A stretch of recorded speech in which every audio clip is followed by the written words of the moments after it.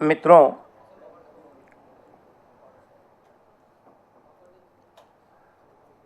मुजफ्फरनगर में हुए सांप्रदायिक दंगों के लगभग एक महीने के बाद उत्तर प्रदेश के मुख्यमंत्री श्री अखिलेश यादव और उसके बाद प्रधानमंत्री श्रीमती सोनिया गांधी जी और राहुल गांधी जी सेकुलर टूरिज्म पर गए थे और जिस तरह से कम्युनल राइट पर सेकुलर राइड हो रही है वो अपने आप में चिंता का विषय है।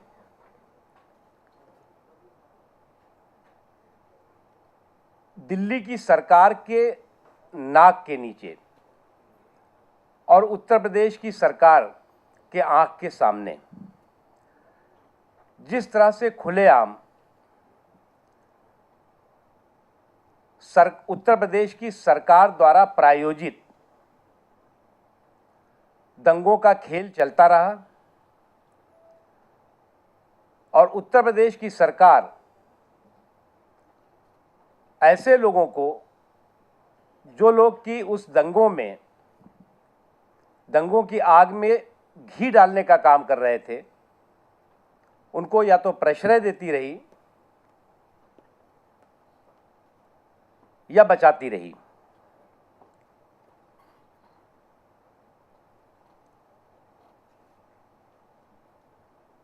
केंद्र की सरकार ने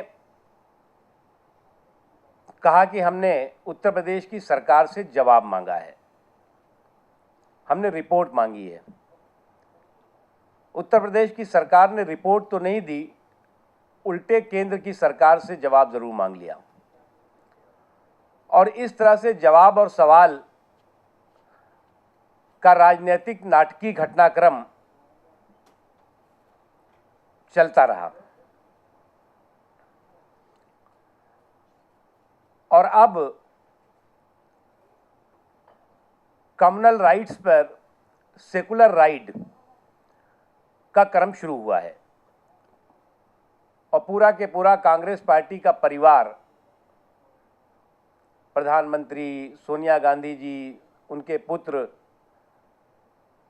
और भी उनके साथ चंगू मंगू, सब के सब जो है वो एक लाइन से वहां पर एक सेकुलर टूरिज्म करते हुए दिखाई पड़े। जब भारतीय जनता पार्टी के लोग जिस समय की दंगा हुआ था, तत्काल उसके बाद वहां पर लोगों से मिलने जाने वाले थे श्री रविशंकर प्रसाद जी और उसके अतिरिक्त हमारे उत्तर प्रदेश के तमाम लीडर्स, उनको रोक दिया गया, गिरफ्तार किया गया। यहां तक कि केंद्र सरकार के एक मंत्री को भी वहां पर जाने नहीं दिया गया। तब यह कहा गया था कि इन लोगों के जाने से जो स्थिति है वो बिगड़ेगी,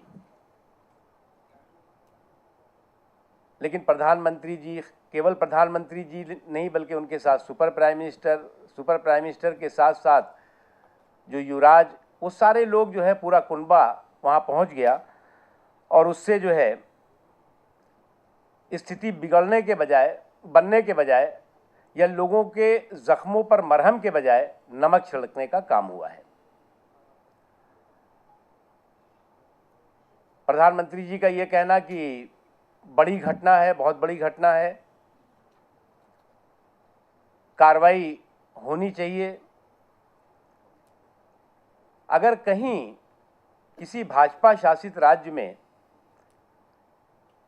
इसकी 10% भी बड़ी घटना होती, ऐसी घटना होती, तो अब तक कांग्रेस पार्टी पूरे देश को सर पे उठा चुकी होती। लेकिन क्योंकि समाजवादी पार्टी और कांग्रेस पार्टी एक ही थैली के चट्टे बट्टे हैं, इसलिए जो कुछ भी दिखाई पड़ रहा है वो शुद्ध रूप से राजनीतिक नूरा कुश्ती है और इस दंगों की ज़मीन पर वोटों की फसल उगाने की कोशिश है। क्योंकि अगर कार्रवाई भी हुई तो राजनीतिक पूर्वाग्रह से कार्रवाई होती हुई दिखी है। अब तक एसआईटी का गठन हो जाना चाहिए था, कोर्ट की निगरानी में जांच होनी चाहिए थी कि इतने बड़े पैमाने पे आम लोगों का पलायन होना, डर और भय का माहौल जिस तरह का पैदा किया गया है, वो अपने आप में अद्वितीय घटना है। इससे पहले कांग्रेस के समय में मेरठ भी हुआ है, कांग्रेस के समय में मलियाना में भी सैकड़ों लोगों को मारा गया है, कांग्रेस के समय में वाराणसी में भी दंगे हुए हैं, कांग्रेस के समय में इलाहाबाद से लेकर के और अलीगढ़ से लेकर के आजमगढ़ तक दंगों की एक लंबी श्रृंखला है।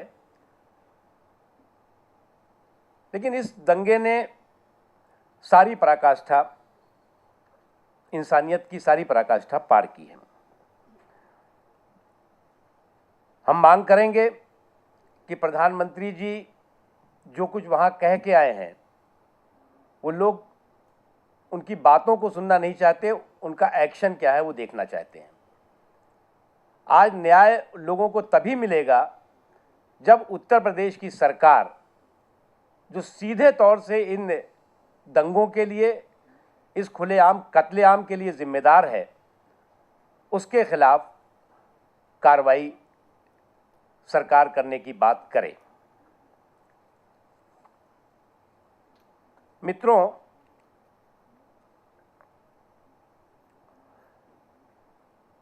भारतीय जनता पार्टी के प्रधानमंत्री पद के उम्मीदवार श्री नरेंद्र मोदी के कार्यक्रमों में उमड़ रहे जन सैलाब, अपार उत्साह और बड़े पैमाने पर मिल रहे जन समर्थन से कांग्रेस के करप्शन के कुनबे में हड़कंप मच गया है, बौखलाहट पैदा हो गई। मैं प्रेस रिलीज नहीं है मेरा कोई इस पे, दोनों पे, और इसके चलते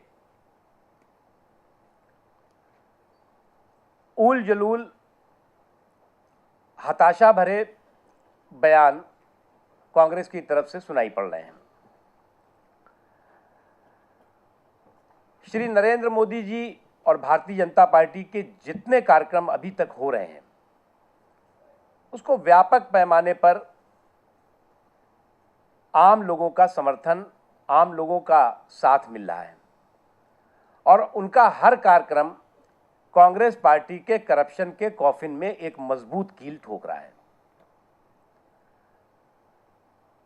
इससे आज मैंने देखा कि सूचना प्रसारण मंत्री श्री मनीष तिवारी जी आधी अधूरी सूचना के आधार पर भारतीय जनता पार्टी पर हमले कर रहे थे और वो याद दिला रहे थे कि करगिल जब हुआ था तो भाजपा ने क्या किया, आगरा के बाद जो कुछ हुआ था उस पर भाजपा ने क्या किया। तो क्योंकि सूचना प्रसारण मंत्री को कम से कम अपने पास सारी सूचनाएं रखनी चाहिए, उन्हें याद दिलाना चाहते हैं कि जब करगिल में पाकिस्तान के घुसपैठी करगिल में घुसे थे तो उनको न केवल हमारी सेनाओं ने मारा था, मारकर भगाया था, बल्कि वहां पर पाकिस्तान के घुसपैठियों की लाशों के ढेर लग गए थे और पाकिस्तान ने यहां तक कि लाशें लेने से भी इनकार कर दिया था, मना कर दिया था। जब आगरा में परवेज मुशर्रफ साहब पाक प्रायोजित आतंकवाद की बातचीत पर आनाकानी कर रहे थे तो उस समय इसी सरकार ने उनको बैरंग वापस भी भेजा था और इसी मुशर्रफ साहब से जनवरी 2004 में इसी सरकार ने लिखवा के लिया था कि वो अपनी धरती से, पाकिस्तान से आतंकवाद न तो प्रायोजित होने देगा, न उसको बढ़ावा देगा। आपने इन 8-9 सालों में क्या किया? हमारे जवानों के सर काट लिए जाते हैं, आप कहते हैं हम अमन की बात करेंगे। हमारे जवानों को मार दिया जाता है, आप कहते हैं हम अमन की बात करेंगे। चीन जो है वो हमारी सीमाओं में घुस करके महीनों रहता है, आता है जाता है, आपकी तरफ से जो है वो गुमराह करने वाला बयान दिया जाता है। पाकिस्तान जो है वो इन 6 महीनों में 100 से ज़्यादा बार सीज फायर का उल्लंघन कर चुका। आपका रिस्पांस जो है बिल्कुल ठंडा, कमज़ोर। और उसके बाद भी अगर आप हमसे सवाल पूछ रहे हैं तो उससे पहले आप अपने सरकार से सवाल पूछिए कि उसका पाकिस्तान के आतंकवाद के प्रति किस तरह का व्यवहार रहा। दरअसल कांग्रेस पार्टी आतंक के बादल से अमन की बारिश की उम्मीद कर रही है। पाकिस्तान जो एक आतंक का बादल है, उससे अमन के बारिश की उम्मीद बेमायनी है। हमें उसकी ही भाषा में और उसके ही तरह से जवाब देना होगा। वही बात श्री नरेंद्र मोदी ने कही है।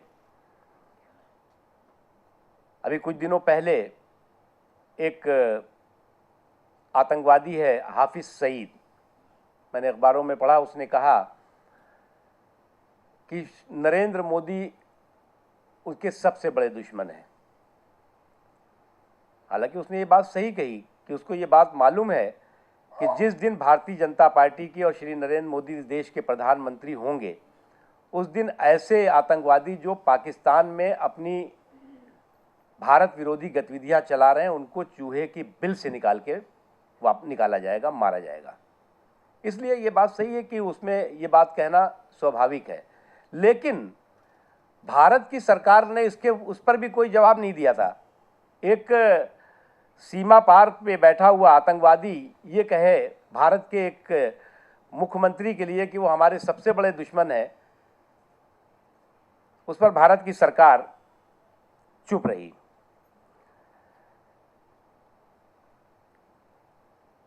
मुझे इतना ही कहना है। उसके अतिरिक्त भारतीय जनता पार्टी पूरे देश में कश्मीर से लेकर कन्याकुमारी तक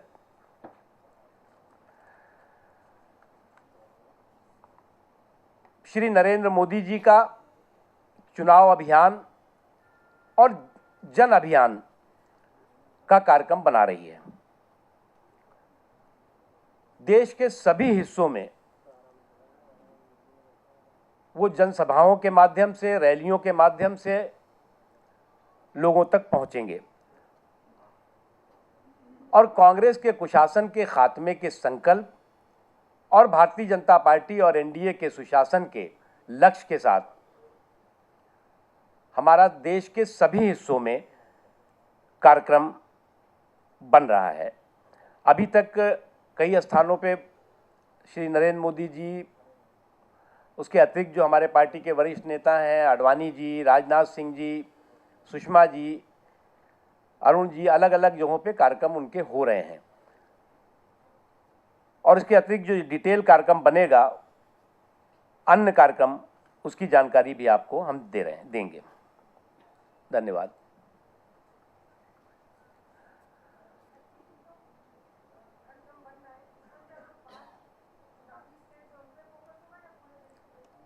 पांच जो चुनावी राज्य हैं उनमें कार्यक्रम होंगे।